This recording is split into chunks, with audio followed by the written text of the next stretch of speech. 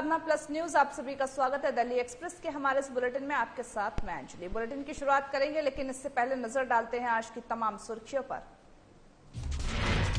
RSS नेताओं और BJP अध्यक्ष के बीच हुई बैठक। दो दूतों ने केंद्रीय गृह मंत्री और पीएम से की मुलाकात। बीजेपी सरकार की अगुवाई में होगा राष्ट्रपति चुनाव। पश्चिम बंगाल के मुख्यमंत्री ममता बनर्जी से मिले अरविंद केजरीवाल। बैठक को माना जा रहा बेहद महत्वपूर्ण। आधे घंटे तक चली दोनों की बातचीत। कोयले की कमी से बिजली का संकट राजधानी दिल्ली में भी महसूस हो रही। बिजली की संकट, प्रचंड गर्मी की वजह से रिकॉर्ड स्तर पर पहुंची बिजली की मांग। पंजाब और दिल्ली पुलिस का एक मामला आया सामने। पंजाब के कुछ पुलिसकर्मियों के खिलाफ मामला किया गया दर्ज। पत्रकार के साथ बदसलूकी और धक्का मुक्की करने का मामला। दिल्ली में गर्मी का कहर जारी। गर्मी से लोगों को नहीं मिल रही राहत। मौसम विभाग ने जताया बारिश के अनुमान।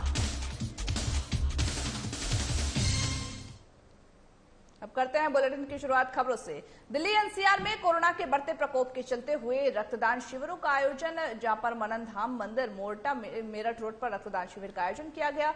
मोर्टा स्थित मनन धाम मंदिर में जागरूक जनसेवक और साथ ही बीजेपी के प्रतिनिधि ने मिलकर के रक्तदान कार्यक्रम का आयोजन किया, जिसमें सैकड़ों लोगों ने बढ़ चढ़कर हिस्सा लिया। बता दें कि इस कार्यक्रम का उद्घाटन मुख्य अतिथि के रूप में एमएलसी दिनेश गोयल और साथ ही कृष्ण सिरोही पूर्व विधायक गढ़मुक्तेश्वर भी मौजूद रहे। वह इस कार्यक्रम को आगे बढ़ाते हुए वरदान मल्टी स्पेशलिस्ट हॉस्पिटल के चिकित्सक भी वहां पर मौजूद रहे। वहीं सैकड़ों लोगों ने शिविर में पहुंचकर रक्तदान किया।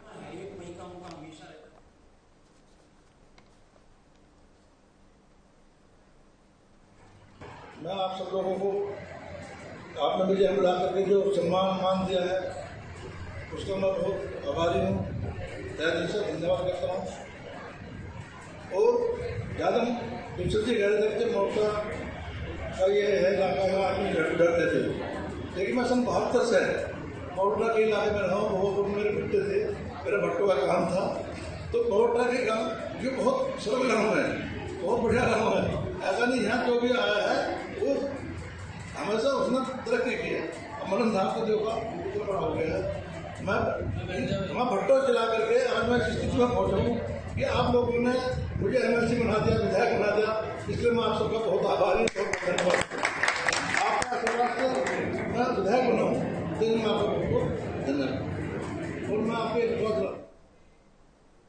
दिल्ली में शनिवार को कोविड-19 के 1520 नए मामले सामने आए हैं, जहां पर संक्रमण से एक और मरीज की मौत हो गई है। वही बता दें कि संक्रमण दर 5.10% दर्ज की गई है। ये जानकारी दिल्ली के स्वास्थ्य विभाग द्वारा साझा किए गए आंकड़ों से मिली है, जहां पर दिल्ली में कोविड-19 के 1520 नए मामले सामने आए हैं और यहां संक्रमितों की कुल संख्या बढ़कर के 18,83,075 हो गई है, जबकि मृतक संख्या बढ़कर के 26,175 हो गई है। दिल्ली में शुक्रवार को कोविड-19 के भी मामले बढ़ते जा रहे हैं, जहां पर शुक्रवार की अगर बात करें तो 1,607 नए मामले सामने आए हैं और 2 मरीजों की मौत हो गई है। वही संक्रमण दर 5.28% की गई है। दिन के स्वास्थ्य बुलेटिन शनिवार के सुबह जारी की गई है, जहां पर नवीनतम स्वास्थ्य बुलेटिन के अनुसार शुक्रवार को दिल्ली में कुल 29,775 कोविड-19 की जांच की गई है। बुलेटिन में यह कहा गया कि शनिवार को घर पर पृथकवास में मरीजों की संख्या 4,044 है और इसमें कहा गया कि दिल्ली में जो अस्पतालों में कोविड-19 रोगियों के लिए 9,586 बिस्तर हैं और उनमें से 154 पर मरीज भर्ती हैं। जहां पर लगातार दिल्ली में कोरोना के केसेस बढ़ते जा रहे, देश भर में भी बढ़ते जा रहे, लेकिन दिल्ली में अगर देखा जाए तो दिल्ली के आंकड़े दिन प्रतिदिन एक अलग ही चौंकाने वाले और लोगों को हैरत में डाल रहे हैं। जहां पर अगर संक्रमण दर की बात करें तो वो भी बढ़ता जा रहा है और इसी के साथ कोरोना ने एक बार फिर से रफ्तार पकड़ ली है और लोग कहीं ना कहीं लापरवाह होते हुए नजर आ रहे हैं। और कहीं ना कहीं अगर देखा जाए तो इसी तरह से अगर कोरोना के मामले दिन प्रतिदिन बढ़ते गए तो वो दिन दूर नहीं जब देश में चौथी लहर की भी आशंका जताई जा रही है। वहां पर लोगों ने अभी कुछ दिनों पहले की अगर बात करें तो लोगों ने मास्क का उपयोग करना छोड़ दिया था, सैनिटाइजर का इस्तेमाल करना छोड़ दिया था। तो इसी को लेकर के अब जिस तरह से कोरोना के आंकड़े लोगों को डराते हुए नजर आए हैं, इससे को लेकर के राज्य सरकार, केंद्र सरकार सभी सतर्क नजर आ रहे हैं। सभी को एक बार फिर से मास्क को रेगुलर यूज के लिए बोल दिया गया है और मास्क पर चालानी कार्रवाई भी की जा रही है। लेकिन इसके बावजूद अगर देखा जाए तो कहीं ना कहीं लोगों के बीच इसको लेकर के जागरूकता कम दिख रही है, लेकिन कोरोना को लेकर के सरकार गंभीर नजर आ रही है। जगह जगह पर टेस्टिंग की सुविधा की जा रही है और साथ ही कोरोना की गाइडलाइंस का पालन करने के लिए लोगों से अपील की जा रही है। हालांकि अगर देखा जाए तो बीते कुछ दिनों में जिस तरह से कोरोना के आंकड़े दिन प्रतिदिन आसमान छूते हुए नजर आ रहे हैं, वो दिन दूर नहीं जब कोरोना का 4th वेव भारत में एक बार फिर से लौट आएगा, जहां एक और अभी लोगों की जनजीवन जो थी वो स्थिर हुई थी, एक बार फिर से कोरोना के आंकड़ों ने डराना शुरू कर दिया है। जहां पर अगर बीते दिनों की बात करें तो 1600 केसेस आए हैं, दिल्ली में 1600 केसेस आए हैं, वहीं संक्रमण दर भी बढ़ता जा रहा है और लोगों की चिंताएं भी कहीं ना कहीं बढ़ती हुई नजर आ रही है। और इसी के लिए जरूरी है कि हम सभी सतर्कता बरतें, कोरोना के गाइडलाइंस का पालन करें और मास्क को अपने जीवन में नियमित रूप से इस्तेमाल करें। अगर कहीं भी हम जाते हैं तो कोरोना के गाइडलाइंस का पालन करें और कोशिश करें कि भीड़ भाड़ वाली जो जगह है वहां पर नहीं जाए, जिससे कोरोना का प्रचार और प्रसार कम हो सके, कोरोना के जो बढ़ते केसेस हैं उस पर कंट्रोल पाया जा सके। हालांकि राज्य सरकार और केंद्र सरकार पूरी कोशिश कर रही है, लेकिन इसके बावजूद हम सभी को भी अपनी तरफ से एक पहल करनी चाहिए जिस पर कोरोना के जो बढ़ते आंकड़े हैं उसको दबा सके, उसको कम कर सके।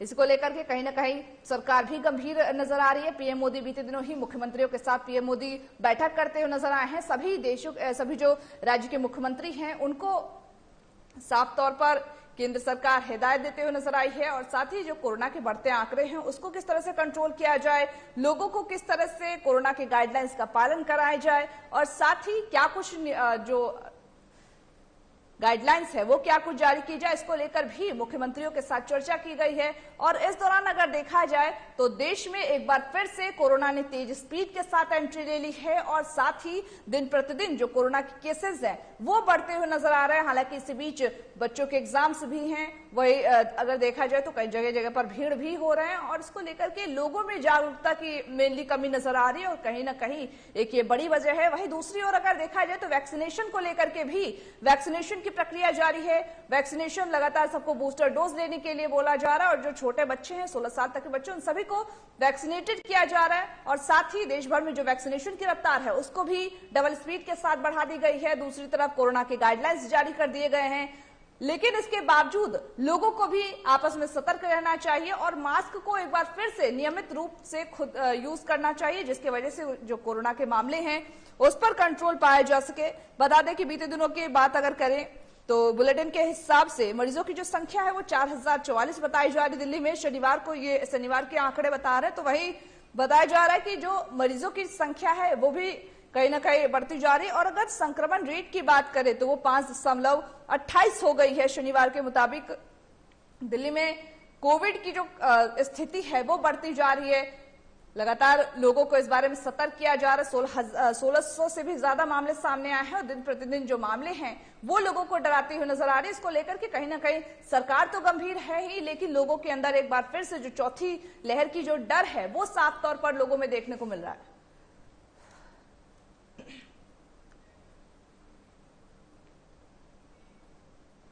भारत में लोकसभा और राज्यसभा को मिलाकर के लगभग 735 सांसद और 4128 विधायक हैं, जिनके मतों की गणना राष्ट्रपति चुनाव में आनुपातिक प्रतिनिधित्व के आधार पर होती है।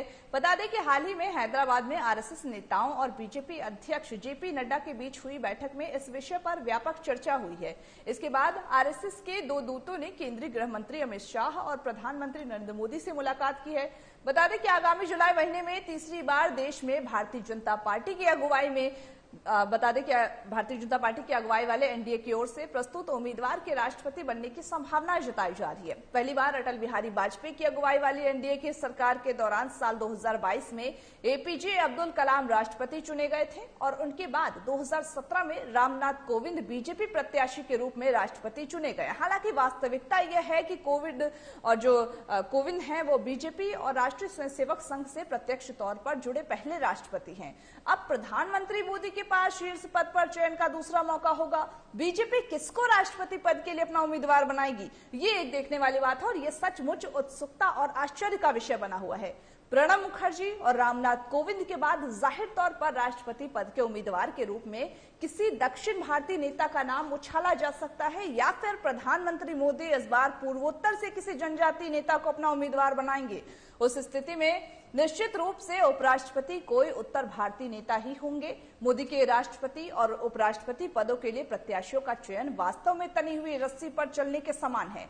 राष्ट्रपति रामनाथ कोविंद का कार्यकाल 24 जुलाई को खत्म हो रहा है और उपराष्ट्रपति वेंकैया नायडू का कार्यकाल 10 अगस्त को खत्म हो रहा है, जहां पर बता दें कि राष्ट्रपति चुनाव को लेकर के बीजेपी की अगुवाई में राष्ट्रपति चुनाव होना है।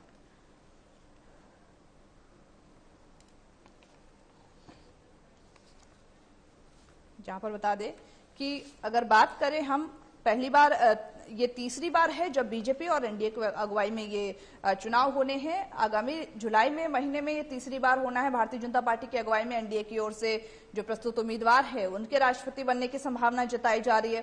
पहली बार की अगर बात करें तो अटल बिहारी वाजपेयी की अगुवाई वाली एनडीए की जो सरकार थी, एनडीए की सरकार के दौरान ही साल 2002 में एपीजे अब्दुल कलाम राष्ट्रपति चुने गए थे। तो वहीं 2017 में रामनाथ कोविंद बीजेपी प्रत्याशी के रूप में राष्ट्रपति चुने गए थे। अब देखना यह बेहद दिलचस्प होगा कि अब इस बार की जुलाई के चुनाव में राष्ट्रपति के पद के लिए बीजेपी किससे उतारती है और आखिर क्या बता दें कि जहां पर क्या राष्ट्रपति का नाम किसका सामने आता है, कहां से बीजेपी राष्ट्रपति के लिए जाते हैं। ऐसा माना जा रहा है कि प्रधानमंत्री नरेंद्र मोदी इस बार पूर्वोत्तर से किसी जनजातीय नेता को अपना उम्मीदवार बना सकते हैं। हालांकि ये सारी बातें अभी तक कहीं ना कहीं आशंकाएं के तौर पर ही कही जा सकती है। साफ जो पूरा मामला है वो तभी स्पष्ट होगा जब जुलाई में उम्मीदवारों के नाम की घोषणा होगा और देखना होगा कि आखिर राष्ट्रपति के रेस में किन किन उम्मीदवारों को उतारा जाता है और कौन सा उम्मीदवार बहुमत के साथ अपनी सरकार बनाता है। हालांकि अगर बात करें, बिहार के मुख्यमंत्री नीतीश कुमार का नाम भी आजकल चर्चाओं में बना हुआ है। अब देखना होगा कि क्या बीजेपी और एनडीए की जो ये सरकार है, क्या नीतीश कुमार इस बार राष्ट्रपति के उम्मीदवार के रूप में खड़े होते हैं या फिर ये सारी बातें अपवादें हैं। इन सभी मामलों पर जानकारी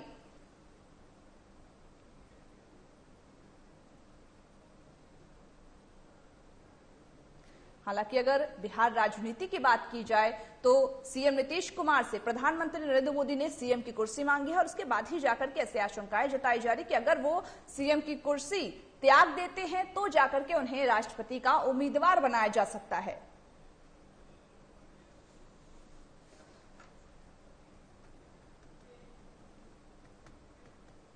दिल्ली के मुख्यमंत्री अरविंद केजरीवाल और पश्चिम बंगाल के मुख्यमंत्री ममता बनर्जी ने शुक्रवार को मुलाकात की है, जहां पर गोवा विधानसभा चुनाव में दोनों दलों के अलग अलग चुनाव लड़ने और रिश्तों में दिखी दरार के बाद अब इस बैठक को बेहद महत्वपूर्ण माना जा रहा है। दोनों नेताओं की मुलाकात लगभग आधा घंटा तक चली और यह मुलाकात तब हुई जब काफी समय से यह अटकलें लगाई जा रही थी कि दोनों के रिश्तों में कुछ खटास आ गई है। क्योंकि अगर बात करें, आम आदमी पार्टी गोवा में जब गंभीरता से चुनाव लड़ रही थी तब अचानक से तृणमूल कांग्रेस भी वहां पर चुनाव लड़ने पहुंच गई और अरविंद केजरीवाल ने इस बात पर नाखुशी भी जाहिर की थी। इस मुलाकात से दोनों नेताओं के खराब होने के जो रिश्ते हैं उनकी अटकलों पर विराम लग गया था। वही बता दें कि अब इस मुलाकात के बाद हालांकि जो अटकलें चल रही थी कि दोनों के बीच खटास चला, दोनों के रिश्तों में कुछ खटास चला, तो उसको लेकर के अब ये जो इस पर इन सभी मुद्दों पर अब विराम लगती हुई नजर आ रही है। लेकिन आखिर ये मुलाकात कितनी महत्वपूर्ण थी, लेकिन समझा जाता है कि विपक्षी राष्ट्र जो एकता है और राष्ट्रपति चुनाव के मुद्दों पर भी चर्चा हुई है। हालांकि आप या तृणमूल कांग्रेस की ओर से यह सार्वजनिक नहीं किया गया है कि दोनों के बीच क्या और किन मुद्दों पर बातचीत हुई है। सूत्रों की अगर माने तो ऐसा समझा जाता है कि दोनों के बीच 2024 के लोकसभा चुनाव में विपक्ष की एकता और आगामी राष्ट्रपति चुनाव को लेकर के वार्ता हुई है। टीएमसी के एक नेता ने कहा कि यह शिष्टाचार मुलाकात थी। ममता बनर्जी ने केजरीवाल को पंजाब में आम आदमी पार्टी की जीत की बधाई दी थी। दोनों नेता दिल्ली में तृणमूल कांग्रेस के सांसद अभिषेक बनर्जी के घर पर मिले। कांग्रेस के लगातार कमजोर होने के बीच 2024 में ममता और केजरीवाल को विपक्ष में मजबूत नेताओं के तौर पर अब देखा जा रहा है।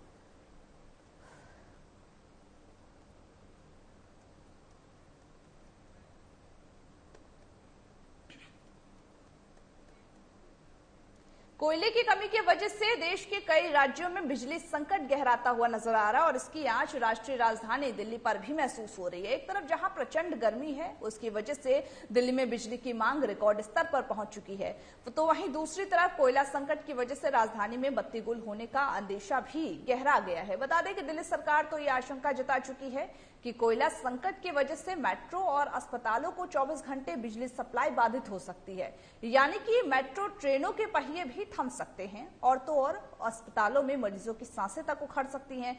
दिल्ली सरकार ने केंद्र को हालात की गंभीरता बताते हुए खत लिखा है और दखल देने की मांग की है। दरअसल प्रचंड गर्मी और लू की वजह से दिल्ली में बिजली की डिमांड काफी ज्यादा बढ़ चुकी है। गुरुवार को पहली बार जहां पर अप्रैल में डेली पावर डिमांड 6000 मेगावाट पहुंच चुकी है। अब इतना ही नहीं, इस साल में दिल्ली में डेली पीक पावर डिमांड भी पहली बार 8000 मेगावाट को पार करने वाली है। 2019 के अप्रैल महीने में दिल्ली में बिजली की पीक पावर डिमांड 5664 मेगावाट थी। 2020 में यह आंकड़ा 3362 था। पिछले साल यानी कि 2021 में अप्रैल में पीक पावर डिमांड 4372 मेगावाट और इस साल 28 अप्रैल को 6000 मेगावाट पहुंच गई है। और इतना ही नहीं, इस साल 19 अप्रैल को भी जो पीक पावर है वो डिमांड ने पिछले सालों के रिकॉर्ड को तोड़कर रख दिया है। 19 अप्रैल को दिल्ली में पीक पावर डिमांड 5735 मेगावाट पहुंच रही है और साथ ही 20 अप्रैल को 5761 मेगावाट, 27 अप्रैल को 5786 मेगावाट, 28 अप्रैल को 6000 मेगावाट पहुंच गई है, जिससे कि दिल्ली में बिजली की संकट करीब नजर आ रही है। बिजली आपूर्ति में बाधा आ सकती है। मेट्रो, अस्पताल, तमाम चीजों को जोड़ा था, तो अभी कितना माने कि अभी बैकअप है या क्या? कोई बैकअप नहीं है। बिजली को स्टोर करके नहीं रखा जाता, बिजली डेली बनती है और बिजली के लिए जैसे कोयले से अगर बिजली बनती है तो कोयले का बैकअप होना चाहिए, जो कि नॉर्मल सर्कमस्टेंसेस में 21 दिन से ज्यादा होना चाहिए। आज काफी सारे प्लांट्स के ऊपर 1 दिन से भी कम का कोयला बचा है। रांची और उज्जैन में कितने दिन का कोयला बचा है? लगभग 1 दिन का।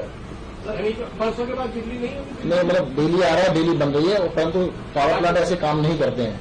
उसके अंदर 21 दिन का कोयला होना चाहिए। 21 दिन का नहीं तो 14 दिन का हो, 14 दिन 7 दिन का तो हो, 1 दिन के ऊपर काम नहीं होता है।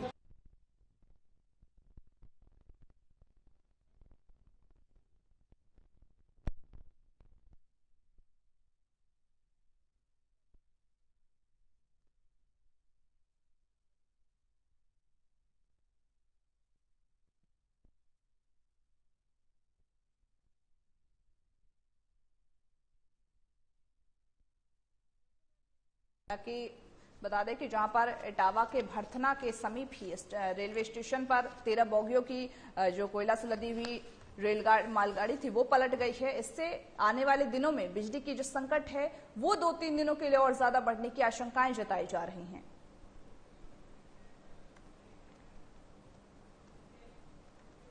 बुलेटिन में रुकते हैं एक छोटे से ब्रेक के लिए, जल्द होंगे हाजिर।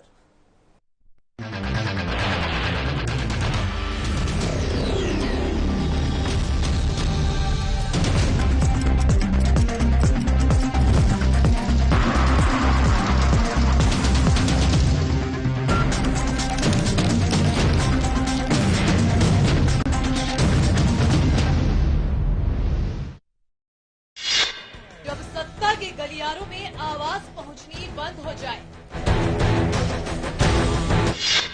जब शोर शराबे में खबरों का असल मतलब खत्म हो जाए, जब पत्रकारिता पर उठने लग जाए सवाल,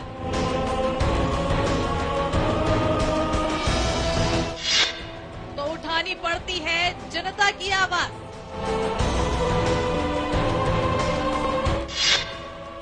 होती है वो खबरें जिनका सीधा हो जनता से सरोकार।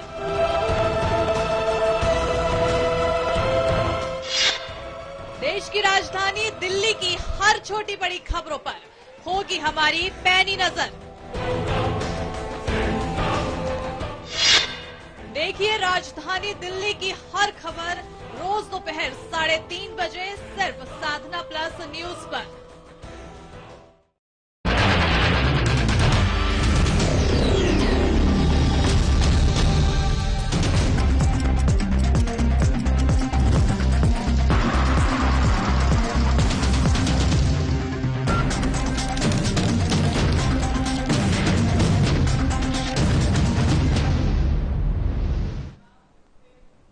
ब्रेक के बाद धन्यवाद। आप सभी का एक बार फिर से स्वागत है दिल्ली एक्सप्रेस के हमारे इस बुलेटिन में। आप बढ़ते हैं खबरों की ओर। पंजाब और दिल्ली पुलिस से एक मामले को लेकर के आमने सामने आ गए। बता दें कि जहां पर दिल्ली के कनॉट प्लेस थाने में पंजाब के कुछ पुलिसकर्मियों के खिलाफ मामला दर्ज किया गया है। बताया जा रहा है कि मामला पत्रकार के साथ बदसलूकी, धक्का मुक्की और मारपीट से जुड़ा हुआ है।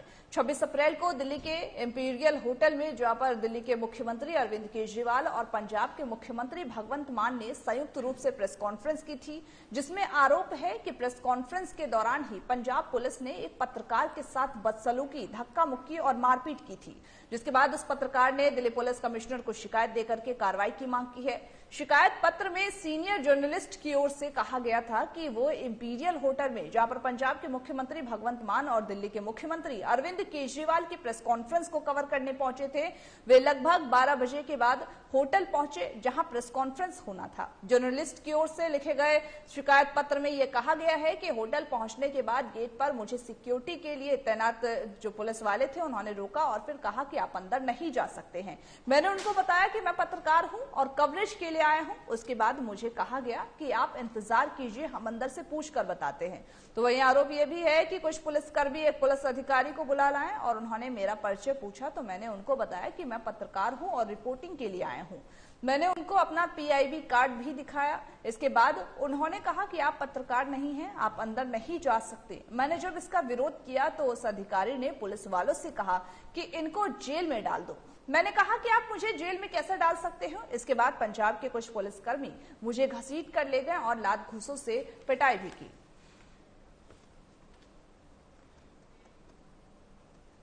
राष्ट्रीय राजधानी में शनिवार को भी लू का प्रकोप जारी रहा, जहां पर शहर में अधिकतम तापमान 43.5 डिग्री सेल्सियस दर्ज किया गया है, जो कि इस मौसम के औसत से 5 डिग्री अधिक रहा। जहां पर भारत मौसम विज्ञान विभाग ने यह जानकारी दी है। हालांकि मौसम विभाग के अनुसार जहां पर सोमवार और बुधवार को आंधी और गरज के साथ छींटे भी पड़ने का अनुमान जताया जा रहा है, जिससे कि दिल्ली वासियों को भीषण गर्मी में थोड़ी राहत जरूर मिल सकती है। बता दें कि जहां पर आईएमडी के अधिकारियों ने कहा कि रविवार को भी लू चल सकती है। सोमवार और बुधवार को दिल्ली में आंधी या फिर गरज के साथ छींटे पड़ सकती है, जिससे कि लोगों को गर्मी से राहत मिलेगी।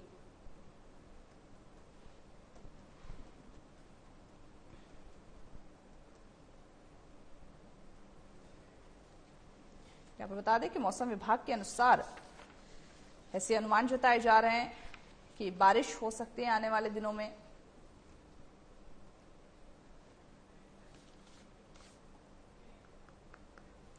दिल्ली एनसीआर में कोरोना के बढ़ते प्रकोप के चलते शुरू हुए रक्तदान शिविरों का आयोजन मनन धाम मंदिर मोर्टा मेरठ रोड पर रक्तदान शिविर का आयोजन किया गया। बता दें कि जहां पर मोर्टा स्थित मनन धाम मंदिर में जागरूक जनसेवक और बीजेपी के प्रतिनिधि ने मिलकर के रक्तदान कार्यक्रम का आयोजन किया, जिसमें कि सैकड़ों लोगों ने बढ़ चढ़कर इसमें हिस्सा लिया। इस कार्यक्रम का उद्घाटन मुख्य अतिथि के रूप में जहां पर एमएलसी दिनेश गोयल और कृष्ण सिरोही पूर्व विधायक गढ़मुक्तेश्वर भी मौजूद रहे।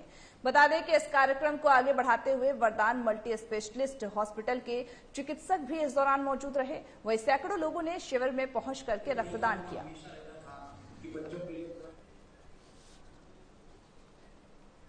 जहां पर इस दौरान रक्तदान शिविर का आयोजन किया गया था। दिल्ली एनसीआर में एक तरफ जहां कोरोना के मामले बढ़ते जा रहे, इसी बीच ये शिविर का रक्तदान शिविर का आयोजन किया जा रहा था, जहां पर मोर्टा स्थित मनन धाम मंदिर में जागरूक जनसेवक और बीजेपी के प्रतिनिधि ने मिलकर के ये रक्तदान शिविर का आयोजन किया, जिसमें एक बड़ी संख्या में रक्तदान करने के लिए आसपास के लोग आए थे और बड़ी संख्या में लोगों ने रक्तदान करके एक अच्छा काम किया है। मैं आप सब लोगों को आपने मुझे बुला करके जो सम्मान दिया है उसका मैं बहुत आभारी हूँ, दिल से धन्यवाद करता हूँ। और ज़्यादा दूसरी गहरे करके मौका का ये है इलाका आदमी डरते थे, लेकिन मैं सन 72 से मोर्टा के इलाके में रहा हूँ। बहुत लोग मेरे मिलते थे, मेरा भट्टो का काम था। तो मोर्टा के गाँव जो बहुत सरल गाँव है, बहुत बढ़िया गाँव है। ऐसा नहीं यहाँ जो भी आया है वो हमेशा उसने तरक्की की है। मनन धाम को जो बड़ा हो गया है। मैं वहाँ भट्टो चला करके आज मैं इस स्थिति में पहुँचा हूँ कि आप लोगों ने मुझे एमएलसी बना दिया, विधायक बना दिया, इसलिए मैं आप सबका बहुत आभारी हूँ, बहुत धन्यवाद। आपका आशीर्वाद से मैं विधायक बना हूँ, इसलिए मैं आपका बहुत धन्यवाद। और मैं बड़ी संख्या में रक्तदान शिविर में आकर के लोगों ने वहां पर रक्तदान शिविर का जो आयोजन किया गया था, बड़ी संख्या में इसमें लोग उपस्थित हुए और रक्तदान महादान करके एक जो पुण्य का काम है वो भी किया है, जहां पर आसपास से कई लोग आए थे। और इस दौरान बता दें कि ये कार्यक्रम का आयोजन बीजेपी के प्रतिनिधि ने मिलकर के यहाँ पर कार्यक्रम का आयोजन किया, तो सैकड़ों लोग इसमें मौजूद रहे और साथ ही कार्यक्रम का उद्घाटन मुख्य अतिथि के रूप में एमएलसी दिनेश गोयल यहाँ पर उपस्थित थे। दिल्ली एक्सप्रेस के हमारे इस बुलेटिन में बस इतना ही। मुझे दीजिए इजाजत। तमाम बाकी खबरों के अपडेट्स के लिए देखते रहिए साधना प्लस न्यूज।